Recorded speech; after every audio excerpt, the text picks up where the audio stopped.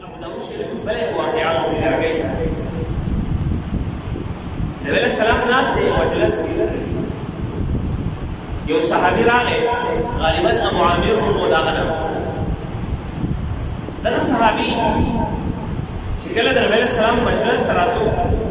چې کله راغی د سره صادر په دې صادر کې څه چې نو خپل ویل پټ دا صادر به راځي. نو دې نبی علیہ السلام د واقعیا ذکر کوي، اې د الله رسول کله چې زستا په مجلس ته راتلو پلار کې چې نه هغه ما ولې دوی یو ونه نه په هغه کې د مرغۍ بچی دي او یو اوازونه کول. ما چې کله د مرغۍ دا بچی ولیدل نو ځان مې ولې د وخت له ما بچی راوغسته صادر کې مې پټ دا بچی ما د ځان سره د مرغۍ دا په صادر کې پټ کړل. زه روان شوم څنګه د دې کې د بچو امور هغه راغله، هغه زما د دې سر نشي نه هغه تاویدله او په دې صادر باندې هغه راغوټه شو، په دې صادر کېناستل نه پاسې د صادر نو دا سیناس نو ما دا صادر چوک کو دی چې دا بچی ولیدل په دې بچو باندې هغه راغوټه شو، په بچو باندې هغه کېناست. اوس د دې مور سره خپل پروا نشته دی چې دا کسب هغه ما راونیسي. نو ما چې کله دا حالت ولیدل نو دا صادر مې په دې سره راواړو، نو د دې بچو دا مور دا مرغۍ دا مې هم په دې صادر کې هغه راپټه کړه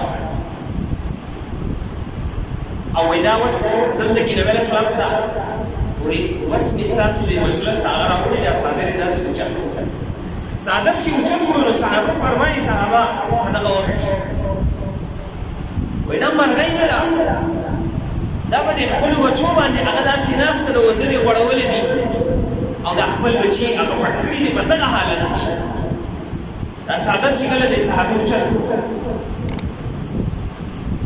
په دغه حالت کې د مرغۍ د خپل سامونه هغه د خپل بچو نه داوړي دي او الوزینو خپل پروا ورسره نشته دی، د خپل مرګ خطر نشته دی، خو د خپل بچو چې دی هغه فکر دی. په دغه وخت کې نبی علیہ السلام صحابو ته ارشاد فرمایو تاسو ته پته شته دی الله پاک د خپل بنده سره د نور نصیحت محبت ساتي. څنګه چې دغه مور د مرغۍ ده دا د خپل بچو سره محبت ساتي، الله پاک د خپل بنده سره د نصیحت محبت ساتي. بیا نبی علیہ السلام په کومه باغ صحابي ته چې دا ویسا کوم ځای چې دا غستري ال دې چې نه اوري دا واپس وایي او واپس یې نه اوس